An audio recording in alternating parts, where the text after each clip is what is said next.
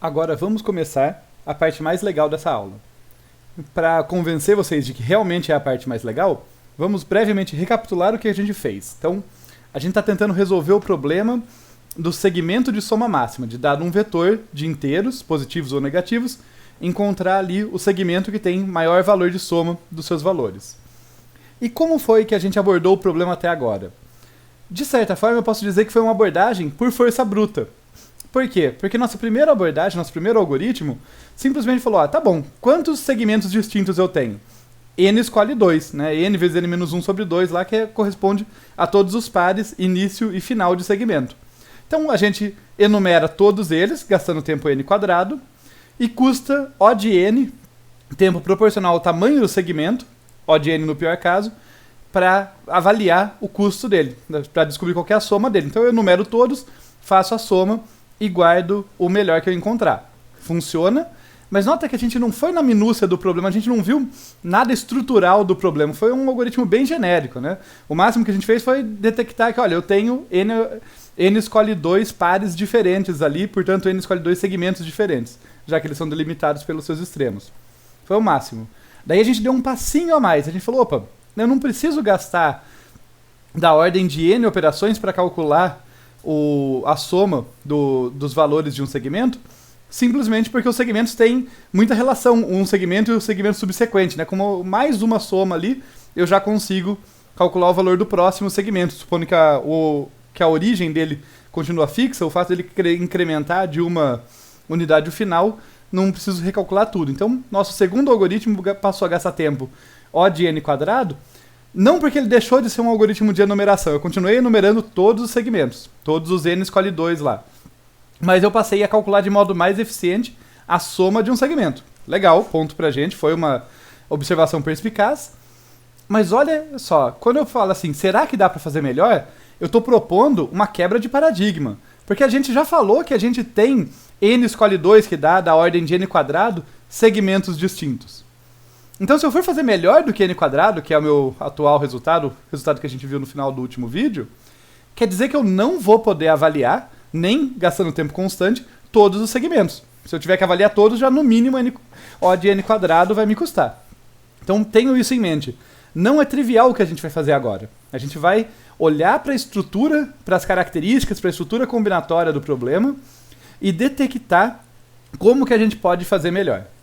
Tá bom? Então, espero ter convencido vocês de que não é trivial isso que a gente vai fazer agora e por isso é particularmente interessante, mas vamos sair das generalidades e realmente ver como que a gente faz isso. Tá legal. E a gente vai fazer isso usando uma abordagem que é um pouco contraintuitiva, mas bastante poderosa na computação, que é imaginar uma solução ótima.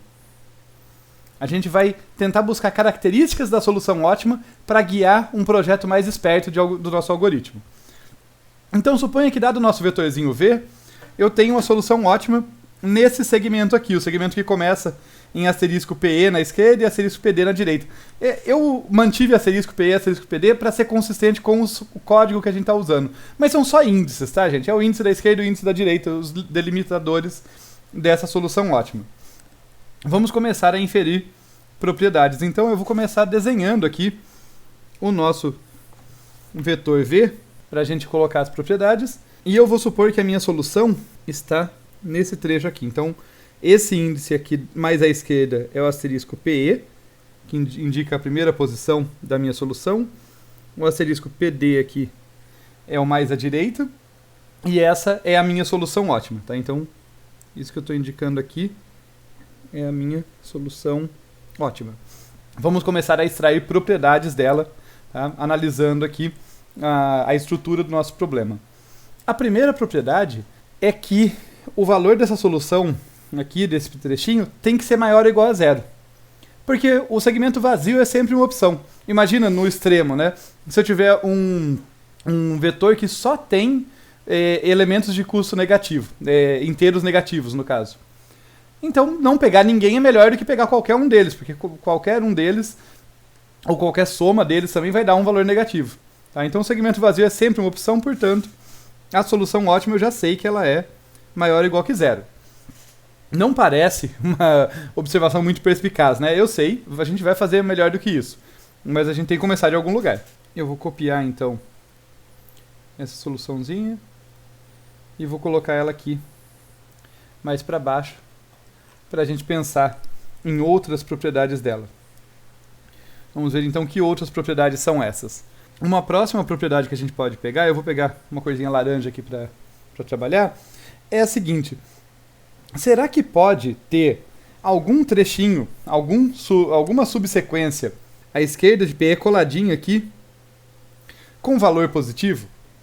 Será que pode ter algum segmento que começa antes de PE e termina em asterisco PE menos 1 com valor positivo?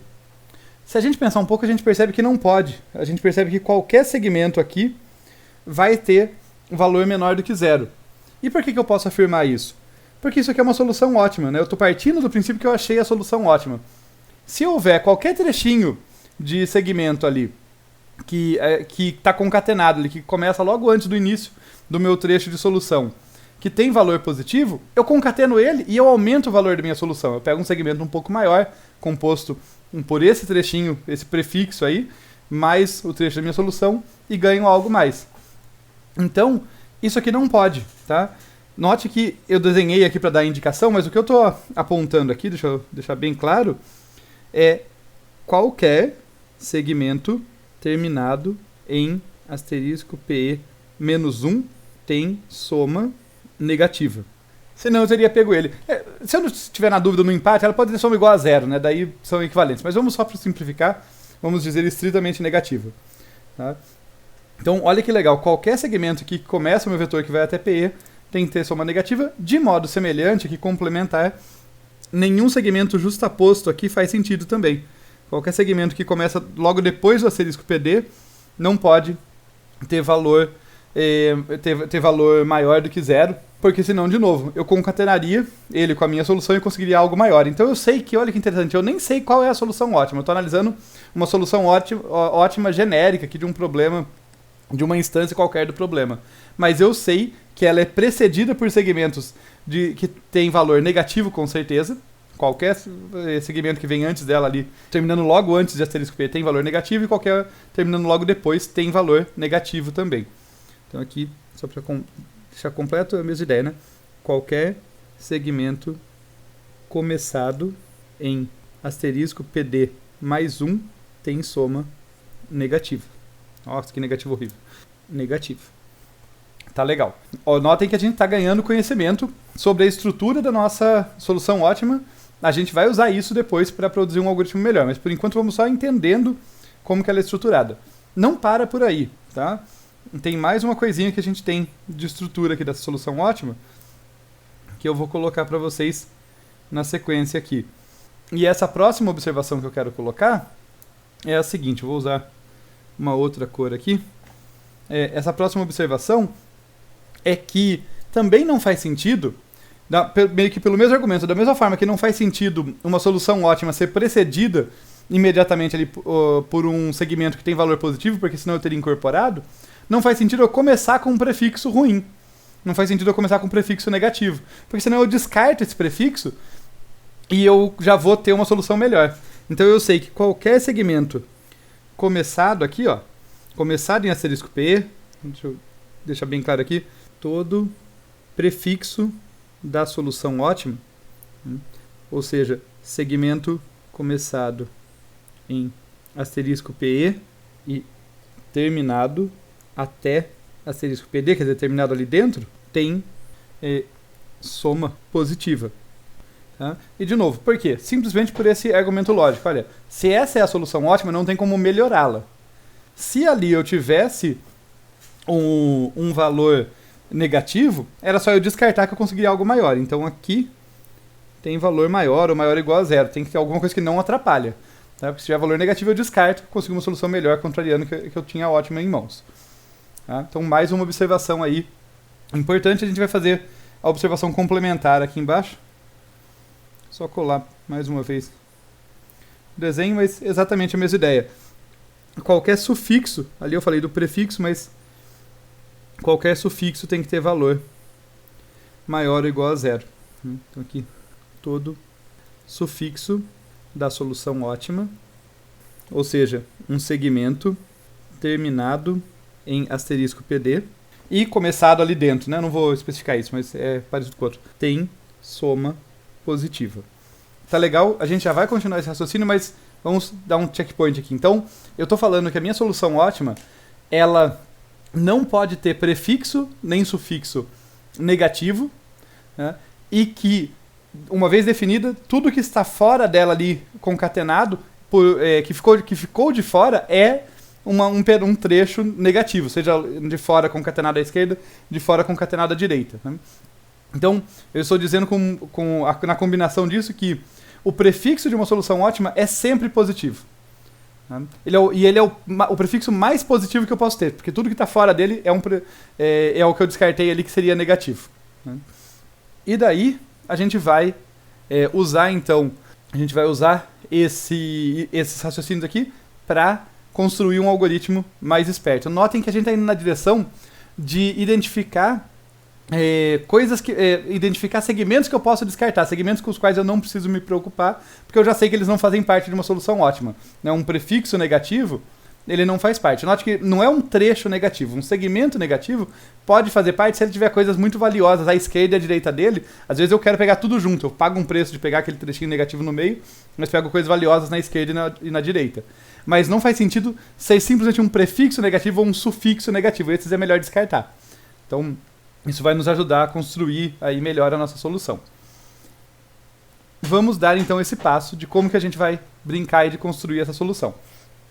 Então, partindo exatamente dessa observação, né, que uma solução ótima nunca vai começar com um prefixo de custo negativo, a gente vai pensar aqui usando um raciocínio recursivo ou indutivo, né, que é aquela ideia de pensar em como resolver um problema a partir da solução de instâncias menores do mesmo problema. E aqui não é muito difícil pensar como que eu faço a brincadeira de instâncias menores, porque está tudo dentro do vetor, né? Então é basicamente um subvetor. Vamos ver como que a gente faz isso. E especificando mais uma coisa, isso é tentativa e erro, é brincadeira ali com o problema que vai te dar, tá? No caso que eu já vou apresentar a solução, mas o jeito que a gente vai atacar esse problema, não é óbvio, mas já acredito que vai ficar claro para vocês, é que a gente vai começar a pensar num problema parecido. Ao invés de pensar no segmento de soma máxima de um vetor como um todo, eu vou pensar no segmento de soma máxima que termina na última posição desse vetor. Isso vai ficar mais fácil para a gente organizar, para a gente estruturar as soluções. Então é um problema relacionado ali, no caso tendo um limite fixo. Então é um problema semelhante, um problema relacionado cujo limite direito do intervalo vai ser fixo. O que eu quero dizer com isso, deixar a coisa mais clara? Que a gente quer calcular aqui um determinado SJ, o valor desse SJ, que vai ser o quê?